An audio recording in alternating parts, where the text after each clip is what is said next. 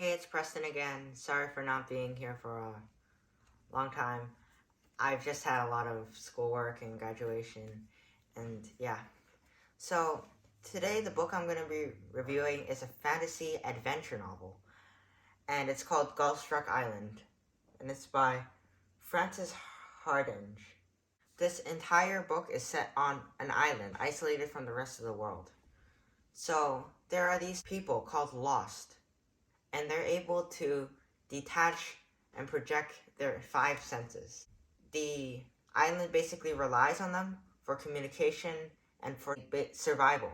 So when a murder conspiracy kills all but one of the lost, that lost's companion has to navigate her way through piles of treachery, revenge, and justice. What will this companion do? Well, you'll have to read it to find out. So, in this book, one of the things I really liked is how the main character, the companion, also called Hathin, shows an incredible display of humility. She doesn't think she's a big part of the story, but she actually is a really big part of the story. Another thing I really liked about this book is how all the storylines in this book end up falling right into place at the right times. I feel like this was a very well-written book with lots of planning and foreshadowing in advance.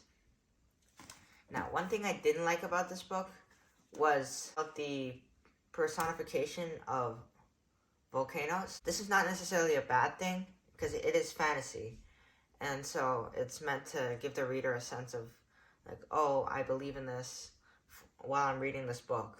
Another thing I don't like about this book is that it kind of mirrors what happened to the indigenous peoples of North America. How there was a foreign group of people and they basically took over this island. And I feel like that might upset or offend people, certain people in the audience. And so if you're offended by that type of stuff, don't read this book.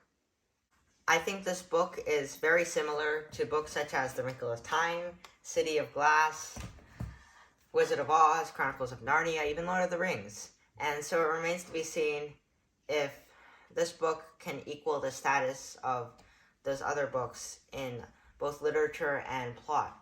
I think this book is at about a grade 6 to grade 9 level of reading. In fact, it was recommended to me in grade 7 as part of a high-level book club. So, based on that, I will give this book an 8.5 out of 10. Thank you for listening. This has been Preston, and I will see you next week.